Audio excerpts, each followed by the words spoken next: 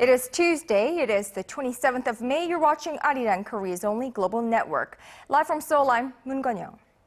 We're going to begin this Tuesday afternoon at the nation's top office, from where President Park Geun-hye established a new position, that of a second deputy prime minister. Now, it came during a cabinet meeting where the president outlined her newly pledged government restructuring. She said the prime minister would be in charge of law and order, public service reforms, and rooting out corruption. While one of the two deputy prime ministers will maintain a focus on the economy, the other newly established deputy will oversee matters related to education, society, and culture, something the president says is needed to increase efficiency and responsibility in policymaking. Now, following Tuesday's cabinet meeting, the presidential office said the nation's education minister would take on the new role. And during that cabinet meeting, the president also weighed in on the manhunt for the practical owner of the sunken Sewol-ho ferry, calling on officials to make sure Yoo Byung-hun is brought to justice over the deadly accident. Now, she stressed that the true causes behind the disaster must be uncovered and addressed so that no accident like such repeats itself. Referring to her pledged reforms to bolster national safety, the president ordered the cabinet to carry out the drive with a sense of duty. She then said the integrated emergency response system under the soon-to-be-established safety ministry should work at the highest level possible to save lives and prevent maritime accidents.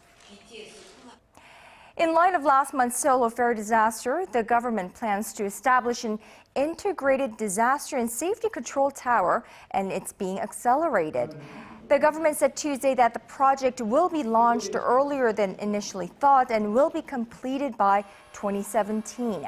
Now, it added that the Ministry of Science, ICT, and Future Planning will take control of the technical system and will verify whether it's up to the task by the end of July. A pilot project for the control tower is expected to launch in some parts of the country as a test run next year. The National Assembly had planned to elect a new speaker and vice speakers this Tuesday to lead the rest of the 19th National Assembly. However, that may have to wait a day. Today's plenary session has been pushed back due to a meeting between lawmakers and the families of victims from the Sewol-ho ferry accident. Now, when the vote for speaker does take place, there won't be much suspense, as it's customary for just one candidate from the ruling party to be nominated in Korean politics. And since a five-term lawmaker Chung Ui-hwa has already been chosen by the Saenuri Party, he is all but certain to get the nod. As for the two vice speakers, the ruling party has tapped four-term lawmaker Jeong Kab-yoon and the main opposition New Politics Alliance for Democracy five-term lawmaker Lee Seok-hyun. Now, shifting our focus to the upcoming local elections, just a little over a week away. The ruling Saenuri Party is facing an uphill battle in the face of public anger over the government's poor handling of last month's ferry disaster. Opposition candidates are in the lead in 6 key races, even in one area where the ruling party usually enjoys strong support. Our political correspondent Ji Myung-gil paints us a clearer picture. Candidates of the main opposition New Politics Alliance for Democracy, or NPAD, and independent candidates are still out in front of the Saenuri Party rivals in 6 of 7 key battlegrounds in the June 4th local elections. That includes the races for mayor in the cities of Seoul and Incheon and for governor in the Gangwon-do and Chungcheongbuk-do provinces. An opinion poll conducted by Matrix has the incumbent mayor of Seoul, Park Won-soon, with a comfortable lead over his conservative rival, Chung Mong-jun. While in the race for Gyeonggi-do governor, the opposition candidate Kim Jin-pyo has made up ground against the ruling party's Nam Kyung-pil and now leads by 0.2 percentage points. The most surprising turn of events may just come from Busan. The ruling party has held a firm grip on the position of mayor in the southern port city for decades, but the recent polls show independent candidate Oh Go-don with a comfortable lead over the Saenuri Party candidate. With just over a week until Election Day, the ruling party candidate is in the lead in just one of the 7 key races, that being for mayor of the administrative city of Sejong, where Saenuri candidate Yoo Han-sik is up against his MPAD rival. Korea's local election results are considered a barometer of public sentiment for the ruling party and the government, which has borne the brunt of criticism in recent weeks over its handling of the April ferry disaster that left more than 300 people dead. Kim Young-kit, ARIRANG News.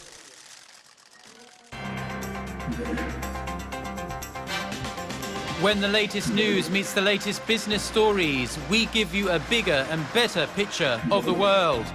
Business Today with Moon Gon-young. Every weekday, only on ARIRANG.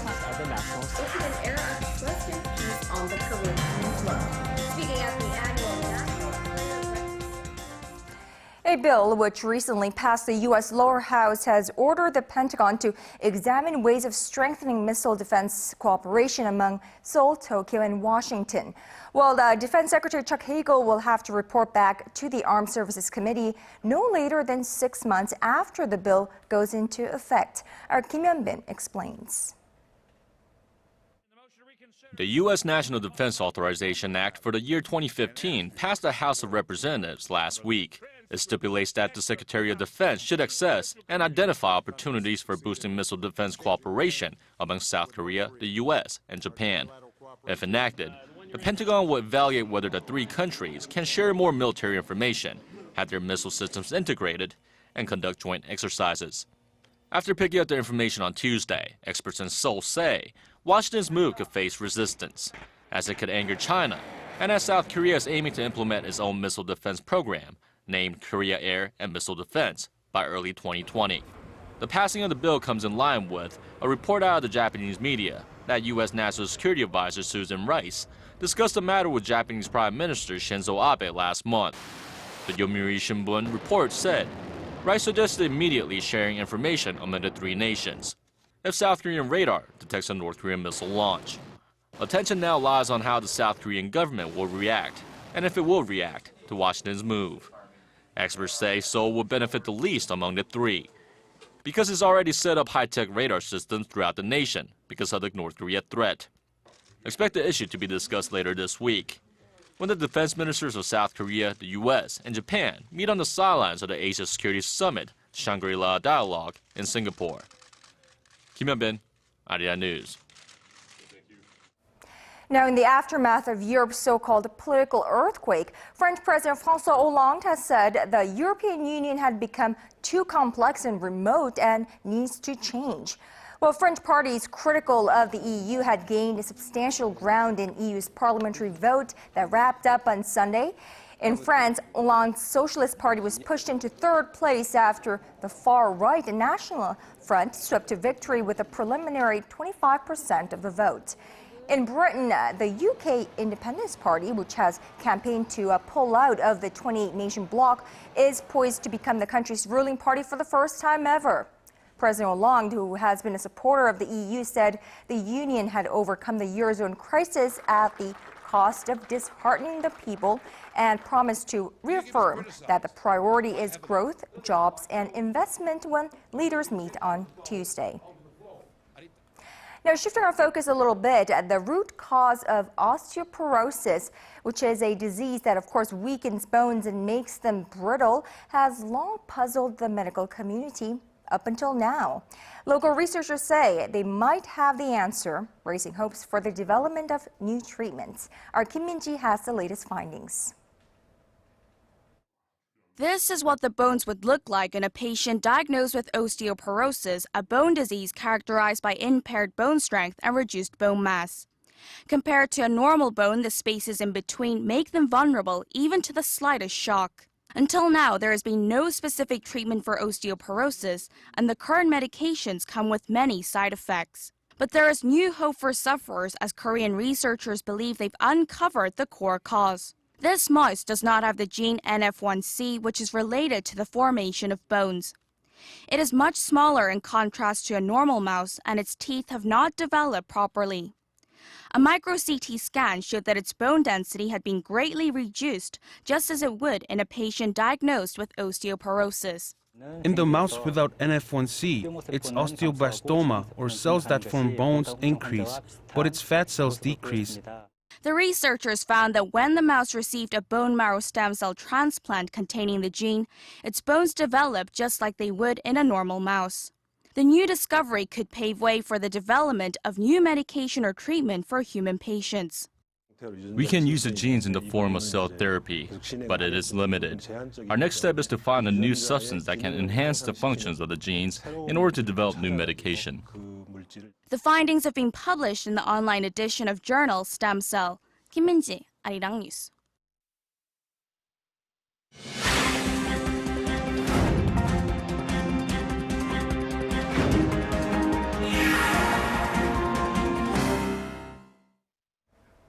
Now, Korea's household debt problem has always been very severe, but it has risen again to a record high. The Bank of Korea said Tuesday that the total amount of debt hanging over households amounted to $1 trillion as of the end of March, up $3.3 billion from 3 months earlier. The bank, however, noted that the rate of growth had slowed from the $27 billion increase recorded over the fourth quarter of last year. The BOK attributed the slowdown in debt to a seasonal slowdown in mortgage loans and year-end bonuses. And it's been almost 6 months, or 6 weeks rather, since the ferry tragedy in this country, and its impact is seen in various parts of the society, and of course, the economy is no exception.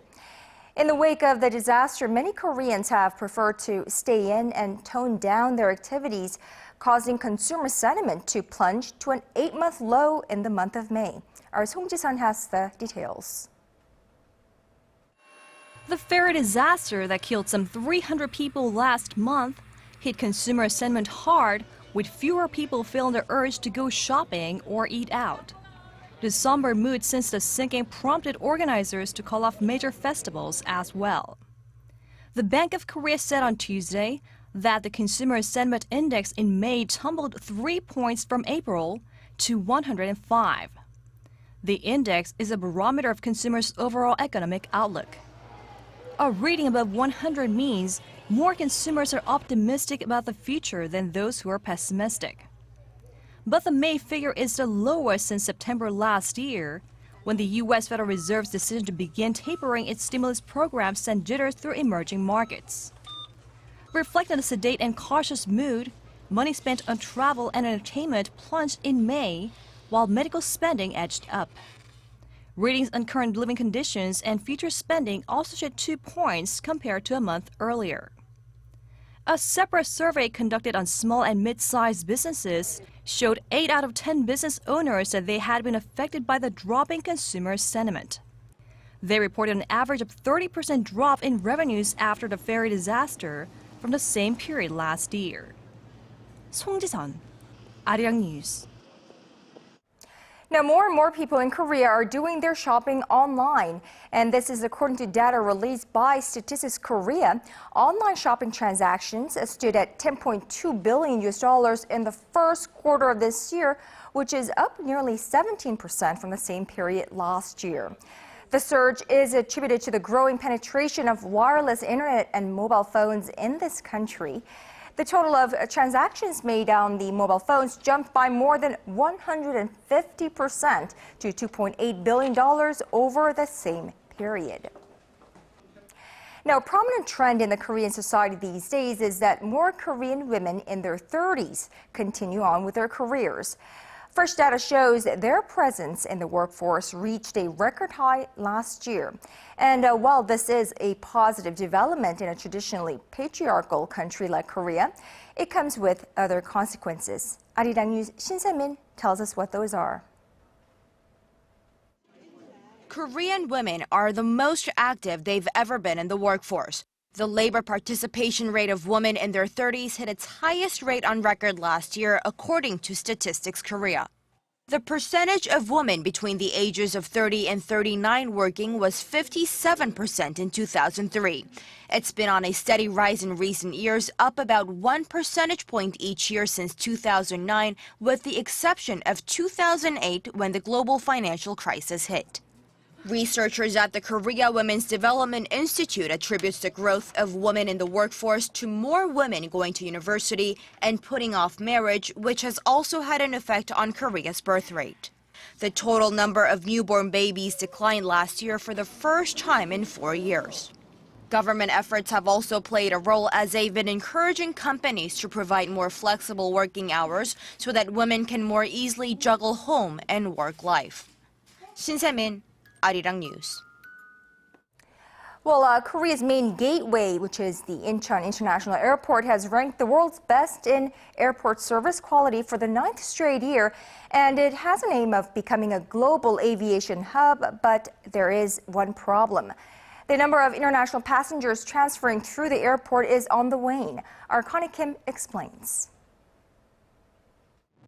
There are concerns Incheon International Airport may lose its reputation as a global aviation hub as the number of passengers making international transfers has been on the decline in recent months.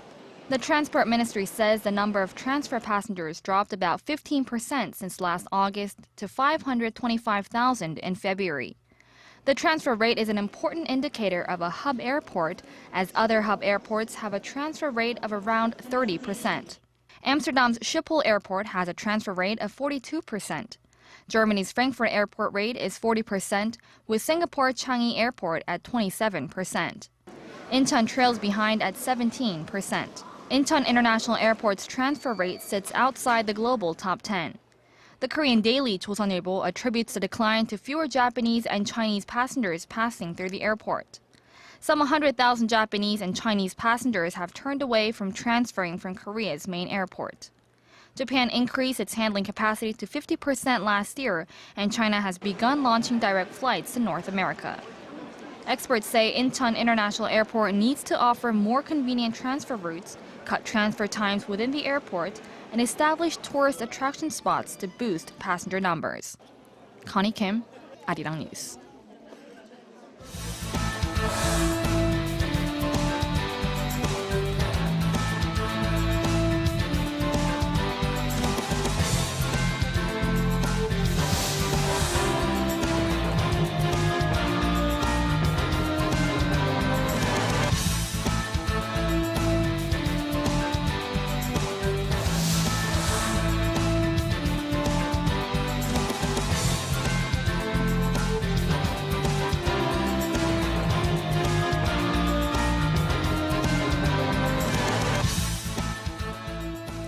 Now, Facebook bought WhatsApp for as much as $19 billion. Rakuten took over Viber for $900 million earlier this year.